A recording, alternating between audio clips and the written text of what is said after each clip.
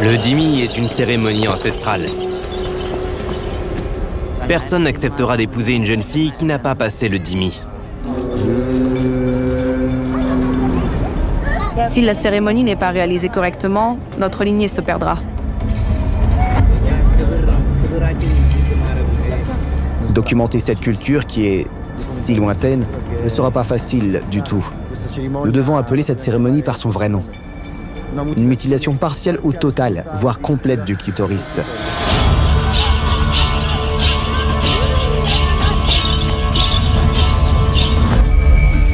Si elle refuse, je la convaincrai.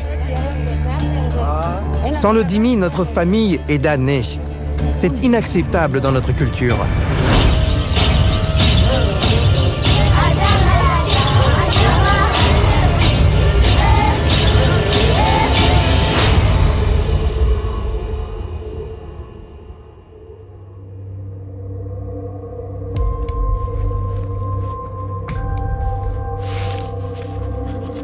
Je m'appelle Giuseppe et j'ai une mission. Explorer les coins les plus reculés de la planète pour rencontrer les gardiens de secrets anciens, des hommes et des femmes aux histoires extraordinaires, des vies capables de nous inspirer et de nous faire voir le monde avec des yeux différents.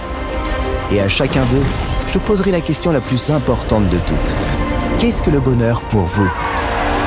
Une question si puissante qu'elle révèle l'essence la plus profonde de l'humanité. Bienvenue dans le projet Happiness.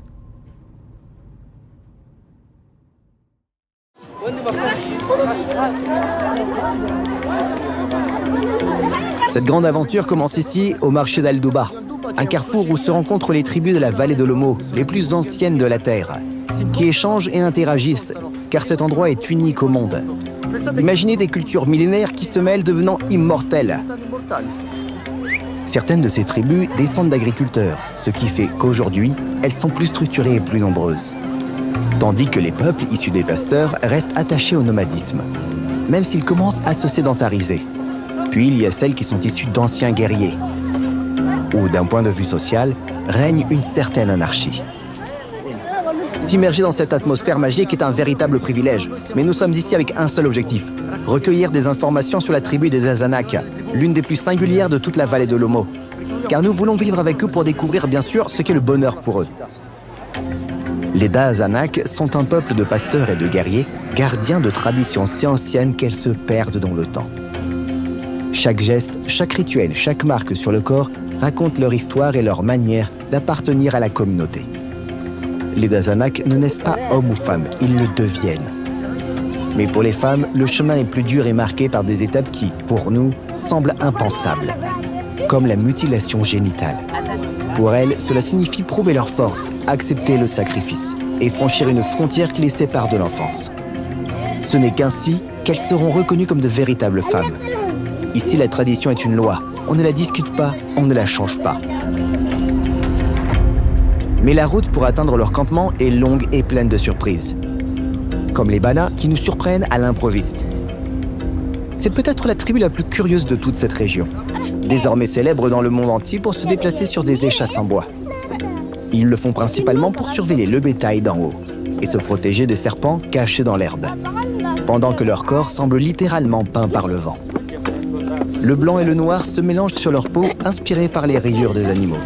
Ils sont maintenant habitués aux Ferengi, c'est ainsi qu'ils appellent les étrangers. Mais la route nous attend et nous reprenons notre marche. Et maintenant, 6 heures de piste nous séparent du village des Daazanak. Mais j'en profite pour vous parler d'une offre spéciale que NordVPN a dédiée uniquement à notre communauté. Chaque jour, nous surfons, achetons et restons connectés en permanence. Mais sommes-nous vraiment en sécurité? Les menaces informatiques sont partout. Phishing, malware, sites frauduleux qui paraissent fiables. Et un simple clic peut suffire à compromettre toutes vos données. Avec NordVPN, en revanche, votre connexion est cryptée, votre IP est masquée et vos appareils sont protégés 24 heures sur 24 et 7 jours sur 7. Grâce à la fonction Threat Protection, vous bloquez les malwares, les sites dangereux et les publicités envahissantes. Et avec Threat Protection Pro, vous évitez même les sites d'achat frauduleux qui trompent des millions de personnes chaque année. Mais NordVPN est bien plus qu'un VPN. Il vous permet de changer de localisation virtuelle pour économiser sur les vols et les hôtels, ou d'accéder à des contenus exclusifs du monde entier. Et avec un seul abonnement, vous protégez jusqu'à 10 appareils. Je vous ai laissé une excellente offre dans le lien en description. En achetant un plan de 2 ans, vous recevez 4 mois supplémentaires et vous bénéficiez toujours de 30 jours satisfaits ou remboursés. Et en plus, si vous l'achetez avant le 19 mars, vous obtenez 6 mois supplémentaires gratuits, soit un total de 34 mois au prix de 24. Presque une année de plus offerte. Pas mal, non? Comme toujours, je vous laisse un lien en description pour essayer NordVPN satisfait ou remboursé. Et découvrir tous les avantages de naviguer en toute sécurité. Et maintenant, profitons du paysage de cette terre incroyable.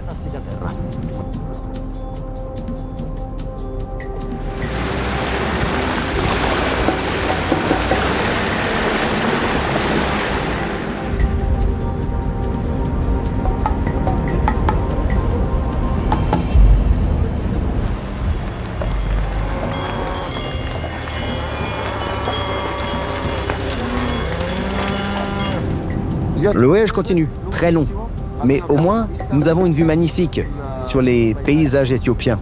Et nous avons aussi l'occasion d'absorber toutes les traditions quotidiennes des Éthiopiens, comme notre chauffeur qui nous a appris que ceci est leur brosse à dents. Il s'est arrêté un instant à arracher une branche d'un arbre et cela devient son brush, sa brosse à dents avec laquelle il se masse les dents. Et objectivement, ils ont en réalité des dents vraiment saines. Quel est le nom de cette chose? Rigma. Eh bien, le voyage est long, mais au moins, nous apprenons quelques coutumes locales ici, en Éthiopie. Ceci est leur brosse à dents, du moins lorsque l'on fait de longs voyages en pleine nature. On profite du paysage tout en massant un peu ses dents et ses gencives en chemin. Et enfin, le voici, le village des Dazanak. De loin, il ressemble presque à un bidonville lunaire. Leurs maisons basses et arrondies sont construites avec tous les matériaux qu'ils parviennent à trouver. Tôles ondulées, sacs en plastique, morceaux de tissu déchirés.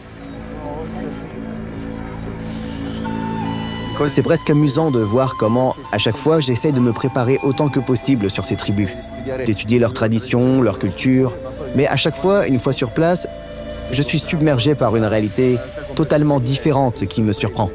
Comme cette fois-ci. Nous nous attendions à un village nomade d'une dizaine de ces cabanes en tôle, alors qu'en réalité, il y en a des centaines, une véritable étendue, il y en a énormément. Car en fait, nous avons de la chance. Nous sommes arrivés au bon moment. Ce matin même va se dérouler le Dimi, une cérémonie extrêmement importante pour eux. Un sacrifice fait aux premiers-nés, aux fillettes qui deviennent des femmes. En effet, toutes ces cabanes appartiennent à des familles venant de villages différents, parfois lointains. Mais elles se sont réunies ici pour célébrer ensemble le Dimi.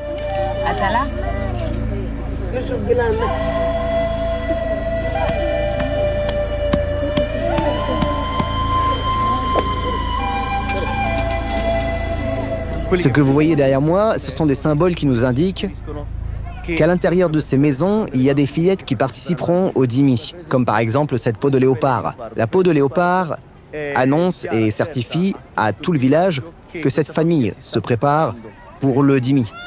Si vous vous posez la question, oui, il y a des léopards dans ce village, et ce sont les ennemis numéro 1 des Dazanak. C'est pour cette raison qu'ils l'utilisent comme symbole. Un symbole de passage, de transformation. Mais il y a un autre symbole que vous pouvez voir ici. Regardez, je vais vous le montrer. Ce sont ces bâtons. Ces bâtons qui dépassent comme des antennes des maisons des Dazanak. Eh bien, dans cette maison, on dit qu'il y a 3 fillettes. Une grande, vous voyez, il y a un grand bâton, ce qui signifie qu'une fillette est prête à devenir une femme, et 2 plus petites, ce qui indique qu'il y a 2 fillettes plus jeunes. Dans chacune de ces maisons, vous voyez, il y a des fillettes. Dans celle-ci, il y en a 2, et dans celle-là aussi.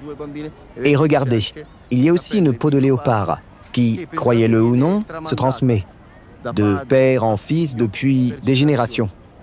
Pour le Dimi, pour célébrer le Dimi. C'est fascinant de voir comment même les maisons des Dazanak ont évolué au fil du temps. Car comme vous pouvez le constater, elles sont clairement faites de tôles et de déchets, de restes du monde moderne. Mais avant, elles n'étaient pas ainsi. Je vais vous montrer, on voit très bien la différence. Regardez ici, cette maison est faite de tôles, de morceaux de caoutchouc et de peau animale. Avant, toutes les maisons étaient faites entièrement de peau animale. Mais maintenant, elles ont été remplacées par la tôle. qui protège évidemment mieux de la pluie pendant la saison des pluies et qui est aussi plus facile à trouver. Les animaux deviennent de plus en plus rares. Alors maintenant, toutes les maisons sont en tôle. Ce qui est le plus intéressant, c'est qu'elles sont construites et assemblées par les femmes. Ce sont elles qui prennent soin de la maison. Elles sont désormais devenues ces dômes, des dômes de tôle qui, de loin, ressemblent à des dômes lunaires. Voilà, disons-le ainsi. Le père des fillettes se prépare pour la cérémonie, se peignant le corps avec des pigments naturels, mélangeant soigneusement la terre rouge, le charbon et la cendre. C'est un ancien rituel, transmis de père en fils, et aujourd'hui, c'est pour eux un moment de fierté et de responsabilité.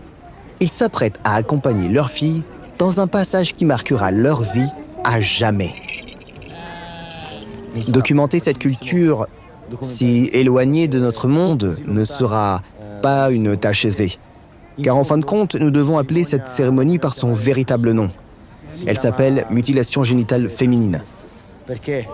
Car le point culminant de la cérémonie, le rite de passage de fillette à femme, est l'excision, c'est-à-dire une mutilation partielle ou totale, voire complète du clitoris. L'objectif est d'empêcher définitivement la femme d'éprouver du plaisir lors des rapports sexuels, lors de l'acte avec son mari.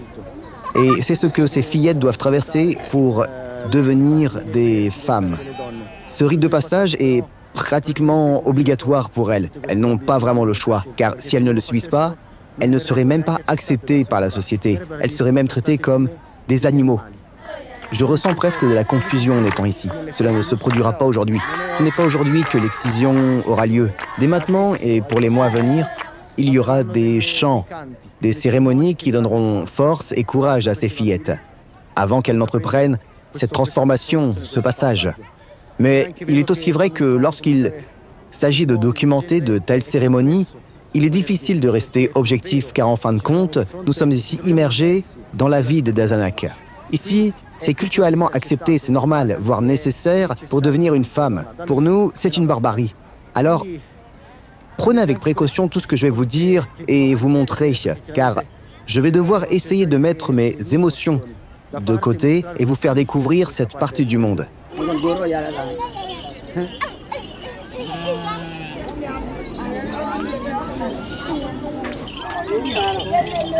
Le village est en effervescence. Tout le monde se prépare pour la cérémonie. En ce moment, les pères et les mères se préparent. Ils se sont décorés avec de l'argile. Ils se sont parés de peaux de léopard et de plumes d'autruche. Et ils s'apprêtent maintenant à commencer la danse inaugurale de la cérémonie du Dimi. Ici, chaque rôle est clair. Chacun sait exactement ce qu'il doit faire. Mais plus je regarde autour de moi, plus je ressens le poids de ce moment. Car ce n'est pas seulement une cérémonie, c'est le début d'une transformation. Et pendant que tout le monde autour de moi se prépare, je ressens une tension dans l'air. Une sorte de respect mêlé à de la confusion. Car ce qui va se passer changera tout, à jamais. Lorsqu'une fille naît, nous savons qu'un jour, nous devrons la célébrer et l'accompagner pour qu'elle devienne une femme. Nous célébrons la cérémonie du Dimi lorsque notre première fille est prête. Si nous ne le faisions pas, notre famille n'aurait pas d'honneur. Nous danserons ensemble jusqu'à ce que le bétail et les chèvres soient sacrifiés, puis nous mangerons tous ensemble.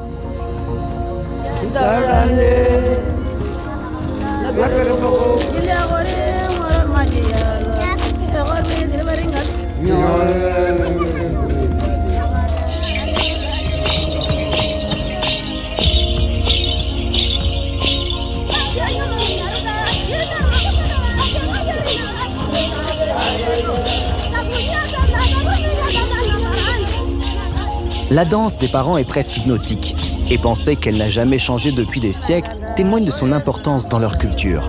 Pour comprendre vraiment ce à quoi j'assiste, je dois poser plus de questions. Pourquoi cette cérémonie est-elle si importante pour vous ? Le Dimi est bien plus qu'un rite. C'est la preuve qu'une famille a respecté son histoire et ses racines. Nous célébrons tous ce rite. Depuis l'époque de nos ancêtres, ne pas le célébrer pourrait avoir des conséquences négatives pour notre peuple. Je suis fière de pouvoir le célébrer pour ma fille et de la faire devenir une femme. J'ai vu de nombreuses cérémonies du Dhimmi dans ma vie et à chaque fois, cela me rappelle qui nous sommes. Si vous le pouviez, éviteriez-vous cette douleur aux prochaines générations de femmes? Non, car la procédure est très rapide. Elle est réalisée avec un couteau, comme cela a toujours été fait, comme l'ont fait toutes les femmes avant nous. Chaque femme doit affronter cette épreuve. C'est une bénédiction pour sa vie.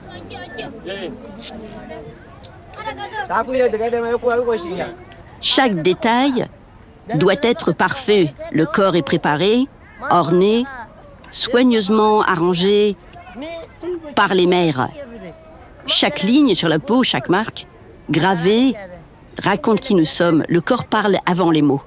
Ici, la beauté est notre force, c'est notre courage. C'est quelque chose que tout le monde doit voir. Ce jour-là, les jeunes filles porteront des bijoux de femme et leur vie changera à jamais. Chaque geste ce jour-là a une signification. Chaque chose doit être faite comme cela a toujours été fait. Les mains de l'ancienne serrent le métal, préparent la peau qui va bientôt changer. C'est douloureux, mais cela doit être affronté avec courage. Ces mains expertes suivent le rituel comme il a toujours été pratiqué. Le couteau se déplace rapidement et on ne ressent presque rien. Que se passerait-il si une fille ne participait pas au Dhimmi? Lorsqu'une fille est mature, la cérémonie doit être célébrée.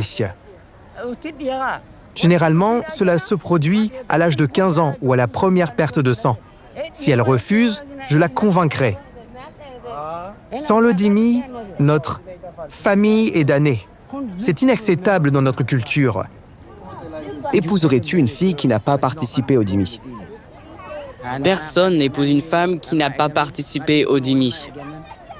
Elle n'est pas considérée comme une femme, et je ne pourrai jamais l'épouser. Ce serait un déshonneur.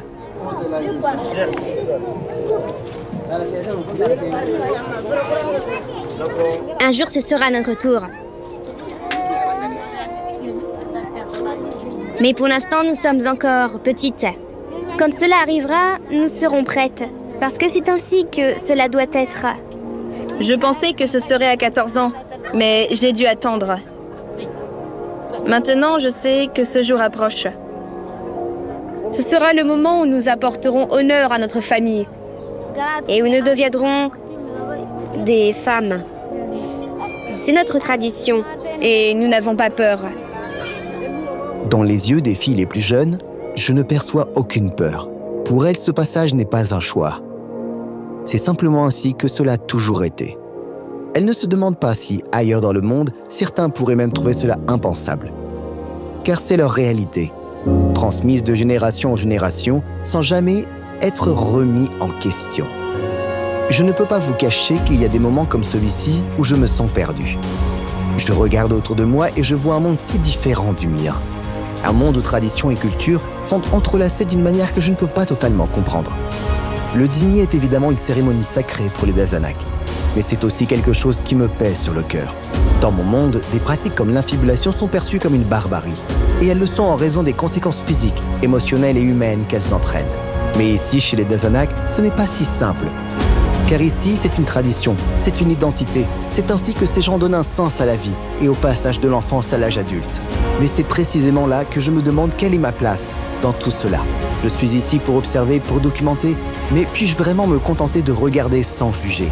Et même si la réponse peut sembler simple, qui suis-je pour le faire? Puis-je vraiment comprendre ce que cela signifie pour eux?